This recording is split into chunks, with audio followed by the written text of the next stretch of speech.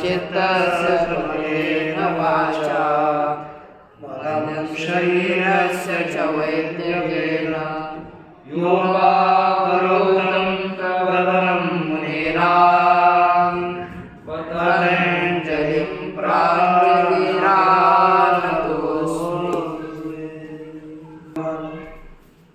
पांडुरंगस्य श्री ज्ञानेश्वर महाराजानां आद्य गुरु श्री शंकराचार्याणां कृपया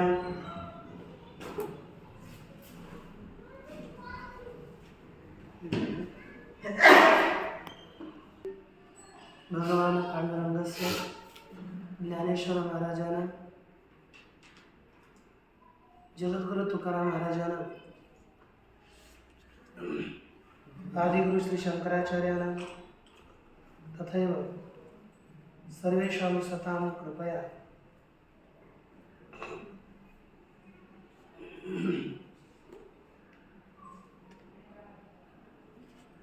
अयं श्री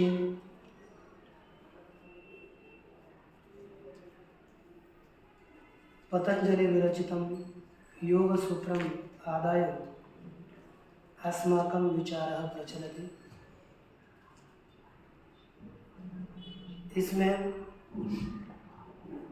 हम लोग द्वितीय साधन पाद का आश्रय करके विचार आरंभ कर चुके और इस साधन पाद में क्रिया योग क्या है यह बताया। तपस्वाध्याय ईश्वर प्रधानानि क्रिया योग, तप स्वाध्याय और ईश्वर प्रणिधान यह क्रिया योग है। इस क्रिया योग का फल क्या है तो बताया समाधि भावनार्थ क्लेशोपशमनार्थ। समाधि की भावना के लिए और क्लेशों को तनु करने के लिए यह क्रिया योग है।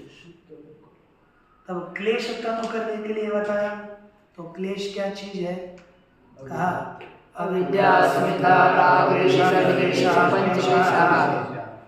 अविद्या अस्मिता राग द्वेष अभिनिवेश ये पंचक्लेश है। और ये बताए थे ना ये क्या करते हैं गुना क्लेशः इति पंच विपर्ययः। ये 5 विपर्यय है। ते स्पंदमानः गुणाधिकारं दृढ़यन्ति। गुण के अधिकारों को दृढ़ करते हैं ये क्लेश। और दूसरा क्या करते हैं परिणामम अवस्थापयन्ति। परिणाम को स्थापित करते हैं। कार्यकरण स्रोतः उन्नमयन्ति। कार्य और करण के स्रोत को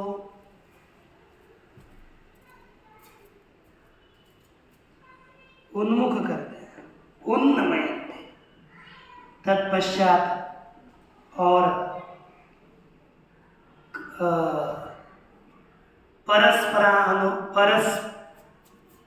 परस्परानुग्रह तंत्री भूत्वा कर्म विपाकंच अभिनिर्हरन्ति। ये परस्पर अनुग्रह के अधीन होकर के कर्म विपाक को उत्पन्न कराते हैं जन्म देते हैं।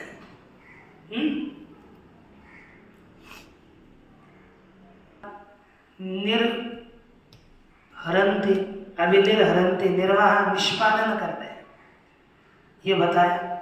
अब हमें ये देखना ये क्लेशों के 3 काम है। तो ये क्लेश पहला क्लेश है अविद्या। दूसरा क्लेश है अस्मिता राग द्वेष अभिनिवेश 5 क्लेश है। तो एक एक क्लेश का निरूपण साक्षात योग सूत्र में भगवान पतंजलि जी कर रहे हैं। तो देखिए क्या कहते हैं आगे का चतुर्थ सूत्र अविद्या क्षेत्रमुत्तरेषाम् अविद्याक्षेत्रमुत्तरेषाम् अविद्याक्षेत्रमुत्तरेषाम् प्रसुप्ततनु विच्छिन्नोदाराणाम् प्रसुप्ततनु विच्छिन्नोदाराणाम् अविद्याक्षेत्रमुत्तरेषाम् प्रसुप्ततनुविच्छिन्नोदाराणाम् किं लिखितम् अविद्या उत्तरेषाम् क्षेत्रम् उत्तरेषाम् प्रसुप्ततनु विच्छिन्नोदाराणाम् अविद्या क्षेत्रम् अविद्या खेत है, खेत अर्थात प्रसव भूमि है, उत्पन्न करने का खेत है। किनका?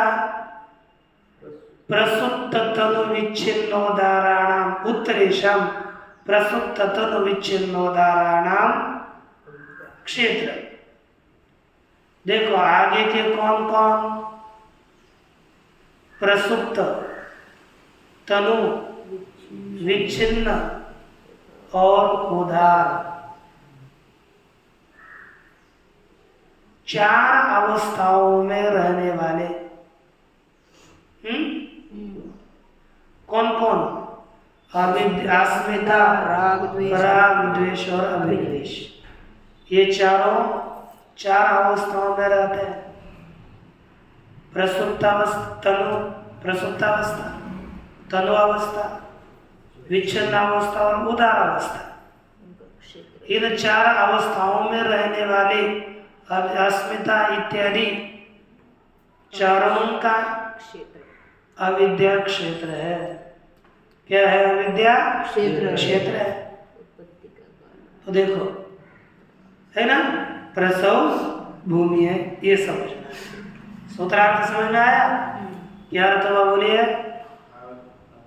अविद्या प्रसुप्त तनु विच्छिन्न और उदार अवस्था वाले अस्मिता, राग, द्वेष और अभिनिवेश इनका क्षेत्र है। अविद्या इनका क्षेत्र है।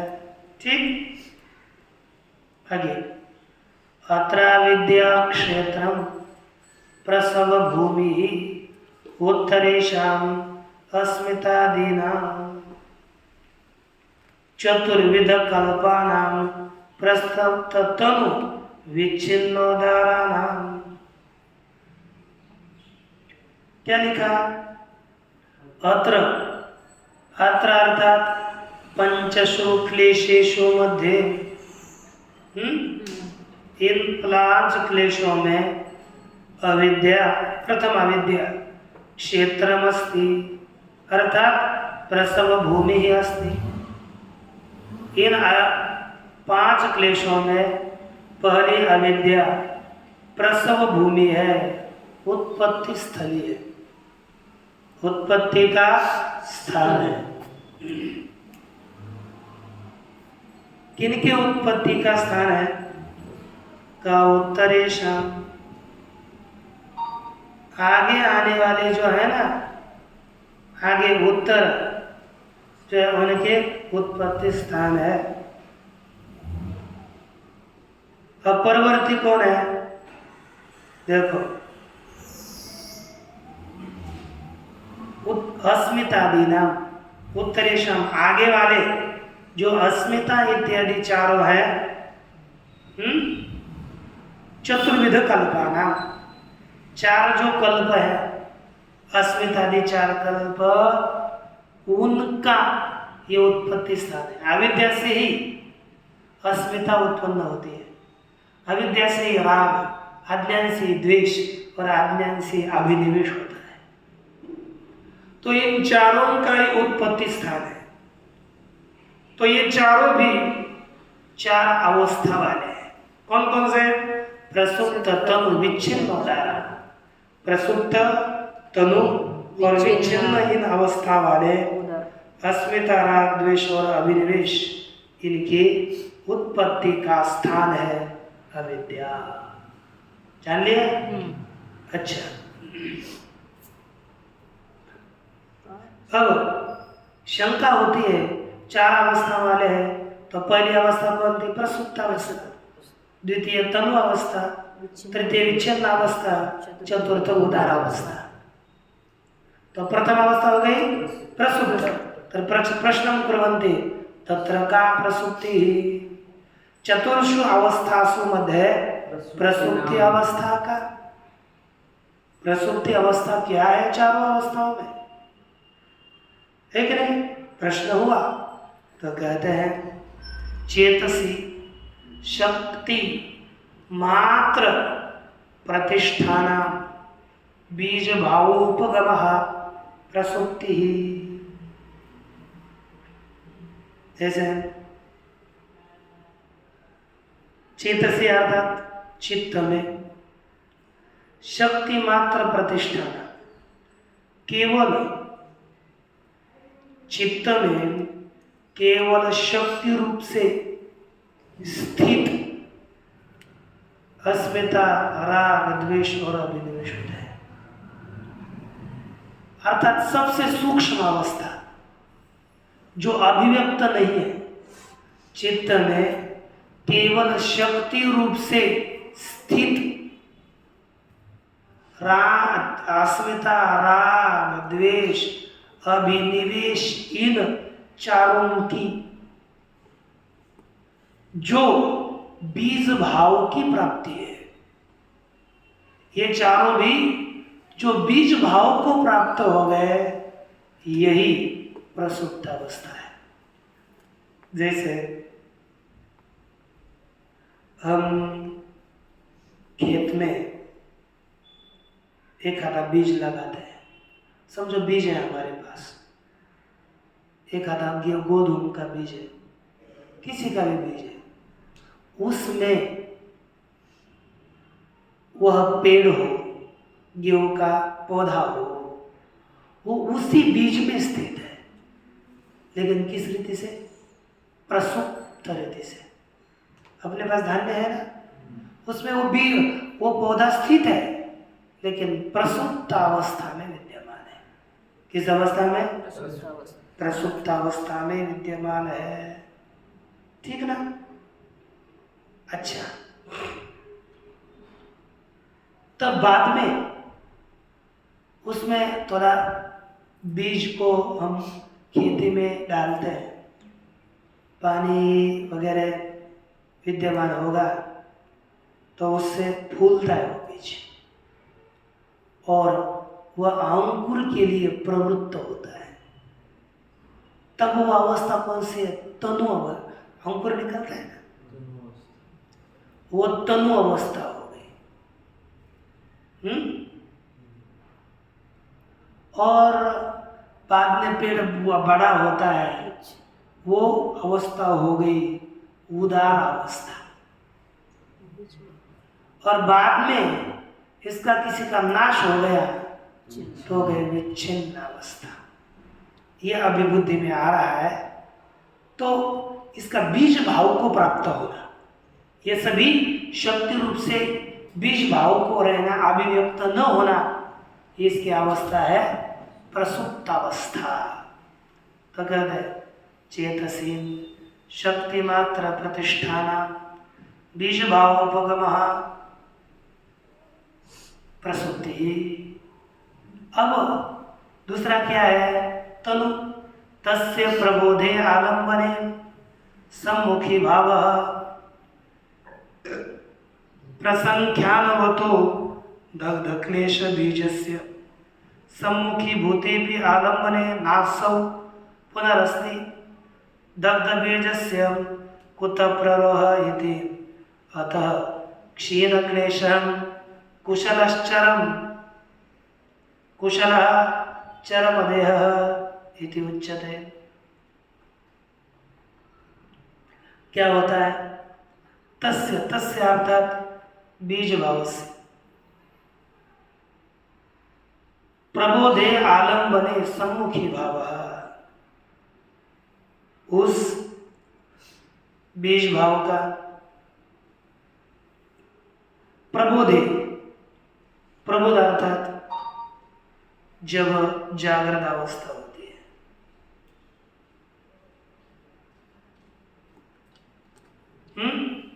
तस्य प्रबोध क्या है? तस्य प्रबोध सम्मुखी भाव, आलम्बने सम्मुखी भाव। अब उसका प्रबोध, प्रसुप्त अवस्था हो गई तो उसकी जागृति क्या है? प्रसुप्त अवस्था की जागृति होगी ना, तो उसकी जागृति क्या है?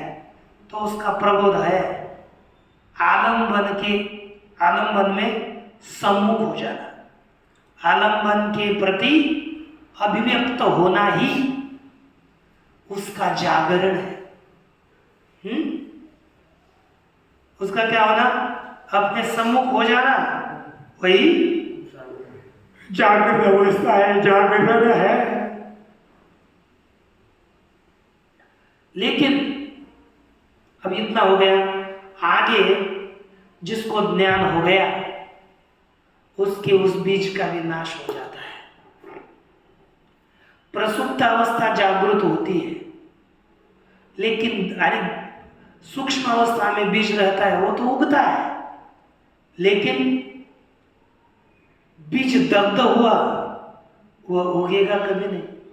इसलिए उन्होंने लिखा कि प्रसंख्यानवतो, प्रसंख्यावान माने प्रसंख्यान, इसका अर्थ है कि तत्व क्या, सत्व पुरुषान्यता ख्यातिवान, जिसको प्रकृति पुरुष के भेद का ज्ञान हुआ है, ऐसा तत्वज्ञानी उस प्रसंख्यान वाले पुरुष को दग्ध क्लेश बीजस्य, जिसका क्लेश बीज नष्ट हो चुका है, क्लेश का कारण नष्ट हो गया है, अविद्या नष्ट हुई है, समझो। सम्मुखी भूते अपि आलम्बने नासौ पुनरस्ति। आलम्बन माने विषय, सम्मुख होने पर भी असौ पुनः न अस्ति, यह प्रबोध पुनः नहीं होता। यह प्रबोध कब तक होता है? जब तक प्रकृति और पुरुष इनके भेद का ज्ञान नहीं होता, तब तक ही यह चलता रहता है। और यह जब प्रकृति पुरुष भेद ज्ञान हुआ, तब इनका प्रबोध नहीं होता। ध्यान में है ना? क्यों? कहते हैं दग्ध बीजस्य कुतः प्ररोह, जिसका बीज ही जल गया है, ऐसे वृक्ष की उत्पत्ति कहाँ से होगी?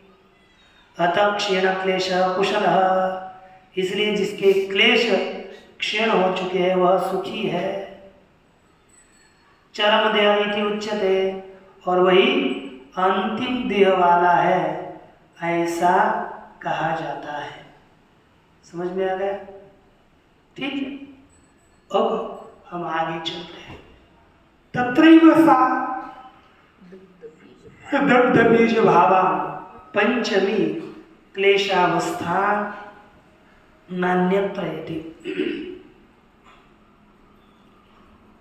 तत्रैव सा दग्ध बीज भावा पंचमी क्लेशावस्था।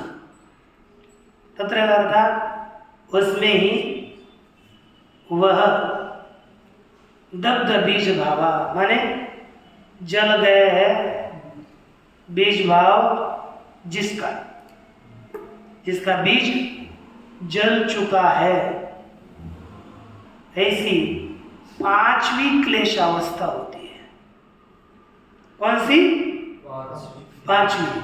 दग्ध बीज भावा पंचमी क्लेश अवस्था, अर्थात विदेह में ही जिसके सब बीज भाव नष्ट हो चुके हैं, ऐसी पांचवी क्लेश अवस्था है।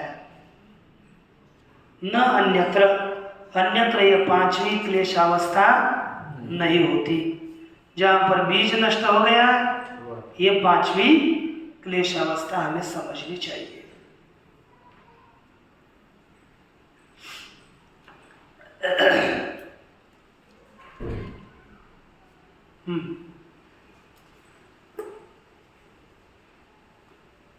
सतां क्लेशानां तदा बीज सामर्थ्यं दग्धमिति विषयस्य सम्मुखी भावेपि सति न भवति ईशान प्रबोधः। क्या कहा? जब हमारे क्या हो गए सतां क्लेशानां, क्लेशानां सतां, ये संषष्ठी है यार, कौन सी होती है? पहले सत्य सप्तमी होती है ना, वैसे ये संषष्ठी है। अर्थात क्लेश विद्यमान होते हुए भी, क्लेश है लेकिन तदा बीज सामर्थ्य दत्त, इनका बीज सामर्थ्य है। जैसे अपने मूंगफली होते हैं ना, बीज भूषण का, अब वो बीज तो है, बीज तो है लेकिन जला दिया। वैसे क्लेश तो है लेकिन बीज का सामर्थ्य जल गया है। तो अब वह विषय, अब पानी ला दिया आपने, उस भूषिका को पानी डाला, भूमि में डाल दिया, तो तुरंत 10 दिन में ऐसा पौधा आ जाता है कि नहीं? कि नहीं? नहीं, जल गया और फिर भूमि में लगा दिया, पानी डाल दिया तो आता है। कैसे फिर आता है बोल रहे हो? तो उसका पौधा नहीं आता। वैसे विषय सम्मुख होने पर भी, ठीक है, विषय से सम्मुखी भावे भी सति न भवति ईशान प्रबोध। विषय सम्मुख होने पर भी इनका प्रबोध नहीं होता, क्लेश जागृत अवस्था को प्राप्त नहीं होते। ठीक। उक्ता प्रसुप्ति दग्ध बीजानाम अप्रहरोश्च। क्या बताया? उक्ता प्रसुप्ति, प्रसुप्ति बताई गई, प्रसुप्तावस्था बताई गई। क्या है? दग्ध बीजा, और दग्ध बीजों का अप्ररोह माने अनुत्पत्ति, जिनका बीज नष्ट हो चुका है उनके उत्पत्ति का अभाव भी बताया गया है। अब ये पहली अवस्था बताई गई। दूसरी अवस्था है तनु, तो कहते हैं तनुत्वम उच्यते। समझ में आ रहा है? तो आपको योग सूत्र का परीक्षा में कभी आए, कभी विचार के लिए आए, तो आपको यह लिखना आना चाहिए। तो पहले यह अवस्था कौन सी है, फिर सुषुप्ति अवस्था क्या चीज है, उसका प्रबोध कब होता है। दग्ध बीज अवस्था होगी तो प्रबोध नहीं होता, तो उसी का विचार करके एक विभाग पूर्वक सरल भाषा में इनको समझना है। तत्पश्चात अब तनुत्व को समझ लीजिए। का लेखन हमें संभव, भाषा सरल होनी चाहिए। संस्कृत भाषा बोलते रहेंगे तो आपको ये सरल करने में बहुत कठिनता नहीं होगी, बहुत जल्दी आप ये विद्वान बन पाओगे। यदि एक एक विषय हो तो आप तैयार करिए, आप लोग को अब एक परीक्षा में भेज दिया जाएगा। तो देखिए अभी तनुत्वमुच्यते प्रतिपक्ष भावनोपहताः क्लेशाः तनवो भवन्ति। क्या हो गया? प्रतिपक्ष भावनया उपहता। कैसे? किससे? प्रतिपक्ष भावने से, भावना से उपहत हुए, उपमर्दित हुए क्लेश तनुभाव को प्राप्त हो जाते हैं, है कि नहीं? किसको प्राप्त हो जाते हैं? प्रतिपक्ष भावना, अब देखा विरोधी भावना, उसके द्वारा ये विरोधी माने क्रिया योग क्या है? विरोधी है ना, प्रतिपक्ष हो गया क्रिया योग, वही तो बात, क्रिया योगी क्लेश अनुकरणार्थ है। तो प्रतिपक्ष भावना से उपहत हुए, बारंबार ताड़ित किए गए, हिंसित किए गए, यही क्लेश तनु भावना को प्राप्त हो जाते हैं। जैसे जैसे हम क्रिया योग करेंगे वैसे वैसे हमारे क्लेश कम होते रहेंगे, राग द्वेष कम होगा। जब हम तप स्वाध्याय और ईश्वर प्रणिधान करेंगे तो, अब जब तप स्वाध्याय ईश्वर प्रणिधान नहीं करेंगे तो क्लेश कभी कम नहीं होगा, क्लेश बढ़ेगा। शास्त्र पढ़ो नहीं तो नहीं पढ़ो, है कि नहीं? सुबह सुबह नाश्ता के लिए गए, वहाँ झगड़ा होगा, क्यों? कभी तप नहीं किया, कभी क्या नहीं किया, हाँ, ईश्वर प्रणिधान नहीं किया, स्वाध्याय ठीक नहीं किया, तो क्लेश कैसे कम होंगे? क्लेश, अविद्या भी रहेगी, अस्मिता भी रहेगी, राग भी होगा, द्वेष भी होगा और अभिनिवेश भी होगा, और वह बढ़ने के बाद कुछ उल्टा सुल्टा आदमी बोलेगा भी, है कि नहीं? ये किसका फल है? क्लेशों का, है कि नहीं रोहित? किसका फल है? क्लेशों का। अपने में क्लेश सभी है, और जब तक कम नहीं होंगे तब तक परमार्थ का लाभ नहीं है। ये हमें ये सब कुछ करना पड़ेगा, अपने मन पर नियंत्रण, इंद्रियों पर नियंत्रण ये करना पड़ेगा, स्वाध्याय करना पड़ेगा, ईश्वर प्रणिधान करना पड़ेगा, तब लाभ। नहीं तो क्या होगा? ये क्लेश जितने रहेंगे, दोष जितने रहेंगे, उतना आदमी परेशान होगा। हम भी ठीक नहीं बोलेगा और कोई भी नहीं बोलेगा, है कि नहीं? तो देखो, दूसरा है, इसलिए क्या करना है? वो अब ये प्रतिपक्ष भावना से उपहत हो गए, नष्ट हो गए, तो क्लेश धीरे धीरे तनु होते हैं, हल्के हो जाते हैं, पतले हो जाते हैं।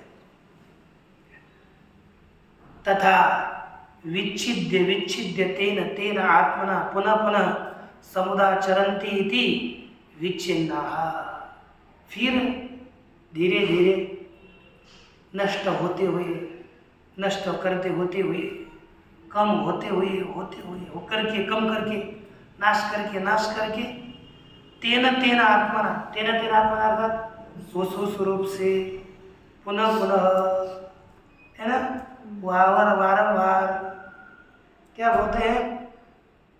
समुदाचरन्ति इति, आविर्भूत होते हैं। इस क्रम से धीरे धीरे से विच्छिन्न हो जाते हैं, नष्ट हो जाते हैं, है कि नहीं? फिर भी टूट नष्ट होकर के उस रूप से प्रकट हो जाते हैं, उसको क्या कहते हैं? विच्छिन्न। अब कथम?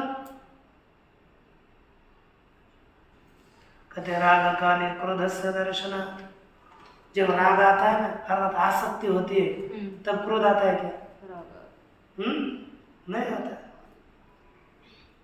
ऐसे क्यों, क्या होता है? विच्छिन्न हो जाते हैं, बीच में ऐसे बदलते रहते हैं ना। दूसरा कथम? कहा कि नहीं राग काले क्रोध समुदाचरति, राग के काल में क्रोध कभी भी आविर्भूत नहीं होता। रागस्य क्वचित् दृश्यमानो न विषयांतरे नास्ति, और राग कहीं हमने देख लिया,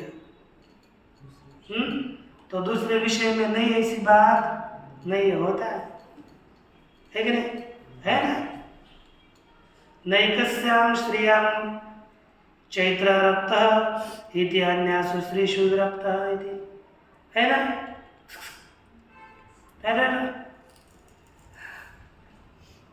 मेरे में कितने दोष है, कैसे निकालूं? निकालना पड़ेगा, है ना? कि नहीं निकालना पड़ेगा? भय जैसे क्यों देता है? देखो एक श्रीयाम चैत्र रक्त, एक स्त्री में आसक्त हुआ चैत्र, अन्यासु स्त्रीषु विरक्त, अन्य स्त्रियों में विरक्त है, ऐसा नहीं होता। एक स्त्री में आसक्त हुआ ना तो वह क्या होता है? अन्य स्त्रियों में विरक्त है, ऐसी बात नहीं ना। अन्य स्त्री आ गए तो उसमें भी आसक्त हो सकता है, किंतु तत्र रागो लब्ध वृत्ति, अन्यत्र तो भविष्य वृत्ति।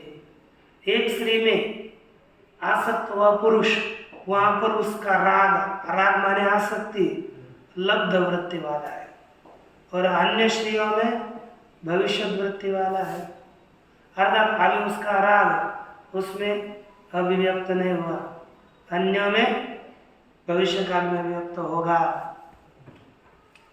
सही तदा प्रसुप्त तनु विच्छिन्नो होते। सही अर्थात वैराग उस काल में प्रसुप्त तनु है ना, प्रसुप्त तनु वाला विच्छिन्न सा हो जाता है कि नहीं? प्रसुप्त तनु होकर के विच्छिन्न जैसा लगता है कि अब वो राग नहीं है दूसरे स्त्रियों में।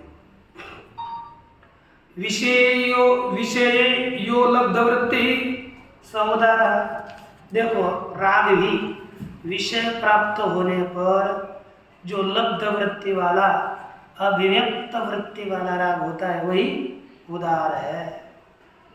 सर्वे एते क्लेश विषयत्वं नातिक्रामन्ति। यह सभी जो प्रसुप्त तनु और विच्छर और उदार है वे क्लेश विषय का अतिक्रमण नहीं करते। तो पूछ रहे हैं महाराज, कस्तरी विच्छिन्न प्रसुप्त तनु उदारो वा क्लेश। तो प्रसुप्त तनु वाला विच्छिन्न अथवा उदार क्लेश कौन है बताइए? उच्यते सत्यम एव एतत्, है ना? कहा जाता है कि ये सत्य ही है।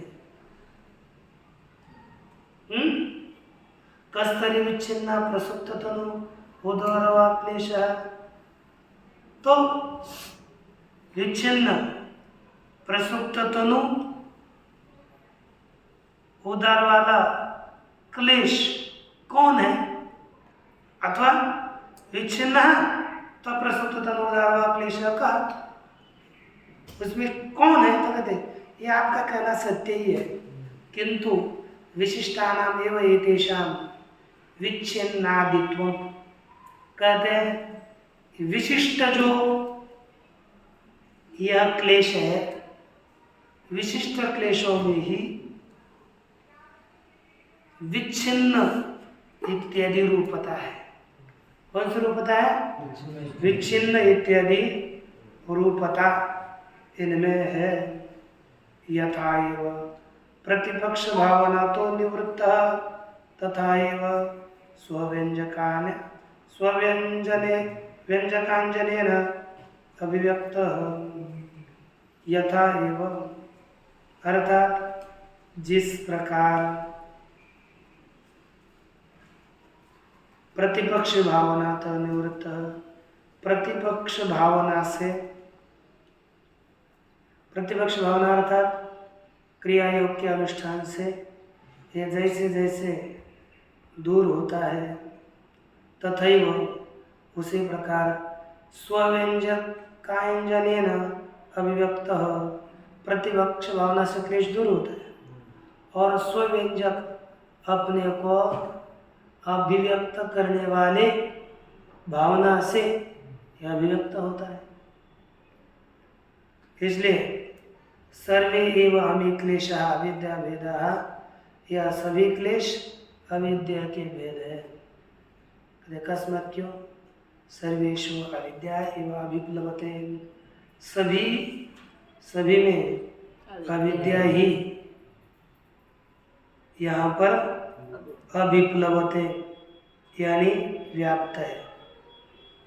सभी में क्या व्याप्त है? अविद्या ही। अभिप्लवते ने अभिव्याप्यते इत्यर्थः। यद अविद्या वस्तु आकार्यते तदेव अनुशीलते क्लेशः। देखो, अविद्या के द्वारा जो वस्तु आकार को लाई जाती है, अविद्या जिस वस्तु को आकार में लाएगी उसी में ही ये क्लेश रहते हैं, प्रवेश करते हैं। आप देखो, अविद्या से एक स्त्री उत्पन्न हुई, उसी के विषय में अस्मिता होगी, उसी के विषय में राग होगा, उसी के विषय में द्वेष होगा, अभिनिवेश भी होगा। तो उसी के विषय में एक क्लेश प्रवेश करते हैं, उसी में ही एक क्लेशों का प्रवेश होता है। विपर्यास प्रत्यय काले, अर्थात विपरीत ज्ञान काल में, उपलभ्यन्ते, अर्थात जब हमारा विपरीत ज्ञान होता है, यथार्थ ज्ञान नहीं होता, उस काल में इस क्लेशों की उत्पत्ति होती है। लेकिन अविद्या क्षीयमाणा, अविद्या क्षीण हो गई तो उसके पश्चात क्लेश भी क्षीण हो जाते हैं, है कि नहीं?